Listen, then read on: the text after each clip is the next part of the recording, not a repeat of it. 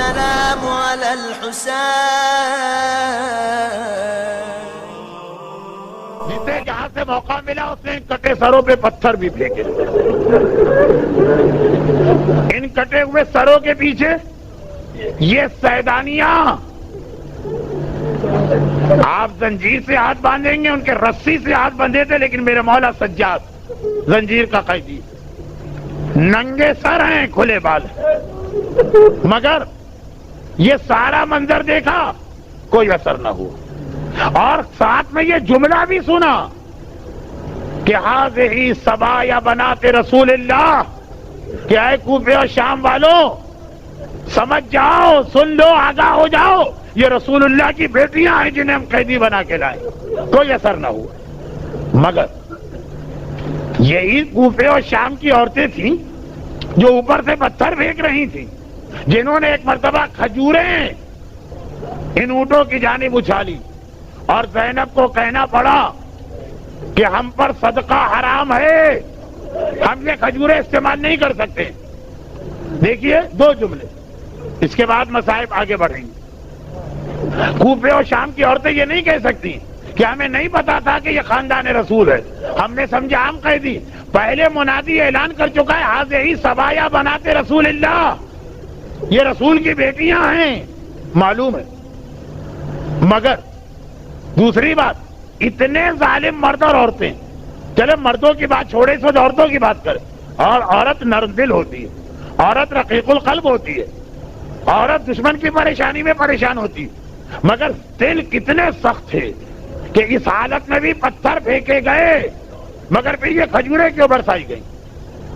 یہ کھجوریں سجاد اور زینب کے لیے نہیں، کٹے ہوئے سروں کی وجہ سے نہیں، ماں کی گود میں بیٹھے ہوئے بچوں کے چہروں کو دیکھ کر، جن کے اترے ہوئے چہرے، جن کے سوکھے ہونٹ، جن کے پیاسے زبان، ایک ایک کیفیت عورت کو بتانے کے لیے کافی ہے. مرد شاید اتنی آسانی سے نہ پہچانے کہ کون بچہ پیاسا، عورت پہچان جائے گی یہ ماں کی گود میں بیٹھا ہوا بچہ یا بچی کئی وقتوں کے پیاسے.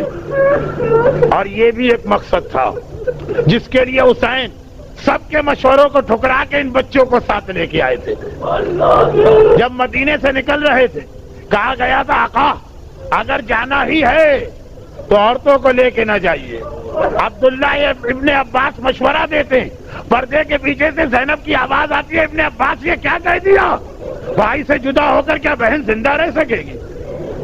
حسین نے کہا نہیں، جو جہاد میں کر رہا ہوں ایک منزل پر ان عورتوں کی ضرورت پڑے گی.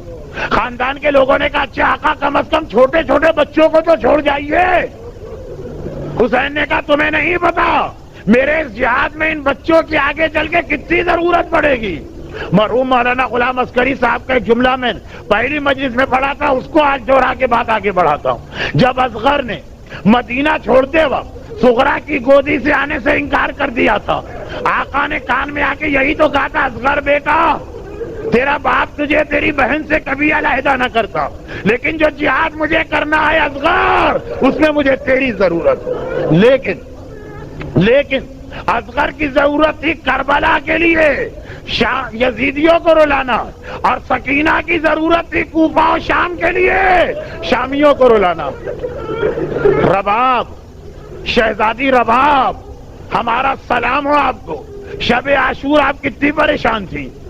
آقا حسین شب عاشور جب بیویوں کے خیمے کا جائزہ لے رہے تھے وقت رباب کے خیمے سے رونے کی آواز آ رہی تھی. حسین نے کہا رباب خیریت تو ہے؟ کہا آقا خیریت کہاں ہے، میں دیکھ رہی ہوں کہ ساری بیویاں کل کے جہاد کے لیے اپنا ہدیہ اور تحفہ تیار کر رہی ہیں. یہ قیامت کے دن شہزادی فاطمہ کے سامنے کتنا سرخرو ہو کے جائیں گی. ہائے رباب کتنی بدقسمت ہے، اللہ نے کوئی ایسا تحفہ نہیں دیا جو جہاد میں کام آئے. بڑی اولاد لڑکی ہے سکینہ، اور لڑکیاں میدان میں نہیں جاتی ہیں، اور جو لڑکا ہے وہ اتنا چھوٹا ہے کہ گھٹنوں کے بل چل کے بھی میدان میں نہیں جا سکتا. اے رباب مگر آپ کی اولاد نے تو ایسا جہاد کیا کہ اصغر کے جہاد نے عباس اور اکبر کے جہاد کو پیچھا چھوڑ دیا. عباس و اکبر کے جہاد میں لشکر یزید نہیں رویا تھا تو اصغر کے جہاد میں.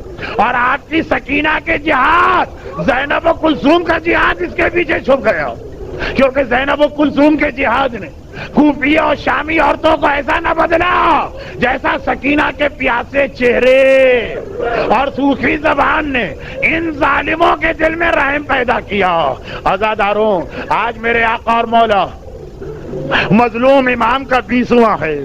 جب 20ویں کا دن آتا ہے، خاندان کے افراد، گھر کے افراد، مرنے والے کے وارث کس طرح اپنے مرنے والے کو یاد کرتے ہیں، کس طرح سے اس کے نام پہ دسترخوان سجایا جاتا ہے۔ ہائے وہ زینب کیا کرے کہ 20واں ہے مگر دونوں ہاتھ پسے گردن بندھے ہیں۔ ہائے وہ زینب بھائی کے نام پہ پانی بھی پیش نہیں کر سکتی ہے، اس لیے کہ اتنے پیاسے ہیں زینب کے بچے۔ پانی کہاں سے آئے کہ کسی فقیر کو دیا جائے، غذا کہاں سے آئے کہ کسی یتیم کو دی جائے۔ ہائے زینب کے اپنے بچے اتنے پیاسے ہیں کہ آخری جملہ شاید 20ویں اور 10ویں اور 30ویں میں آپ سنتے ہو، راہ شام۔ ایک بار اتنا گرم دن تھا کہ دن کے وقت قافلہ روک دیا گیا۔ پسر ساتھ سے سپاہیوں نے کہا نہ ہم سے چلا جا رہا ہے نہ ہمارے گھوڑوں سے، گھوڑا تو صحرا کا جانور ہے، کہا اس سے بھی برداشت نہیں ہو رہا۔ جلدی جلدی خیمے لگائے گئے، سارے سپاہی خیمے میں گئے، گھوڑوں کے لیے شامیانے لگائے گئے۔ اتنی شدید گرمی ہے کہ صحرا کا جانور گھوڑا برداشت نہیں کر پا رہا، ایسی شدید دھوپ ہے کہ میدان جنگ کا سپاہی خیمے میں جا رہا ہے۔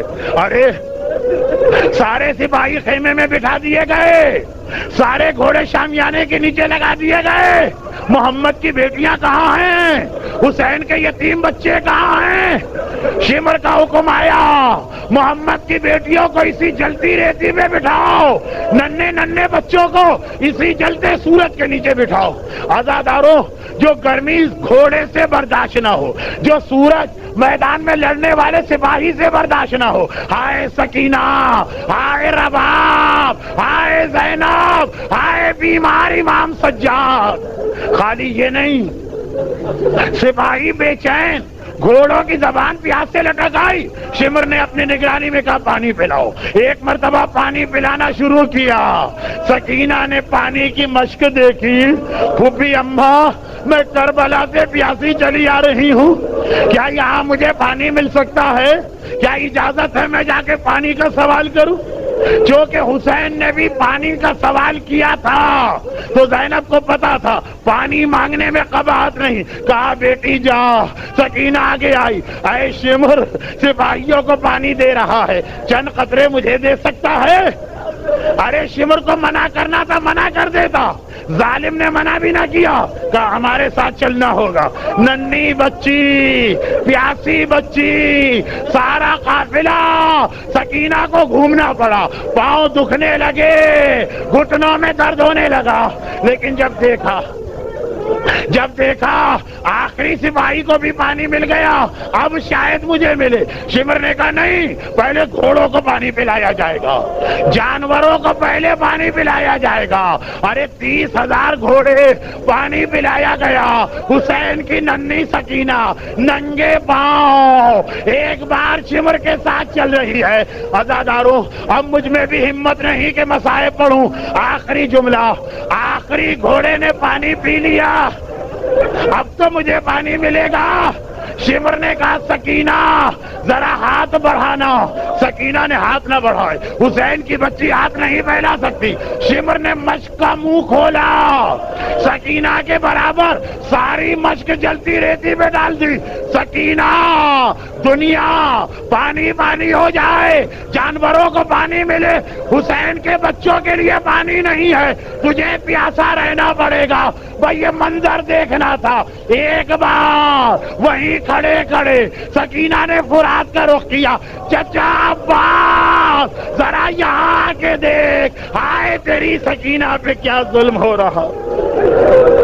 ماتم حسین۔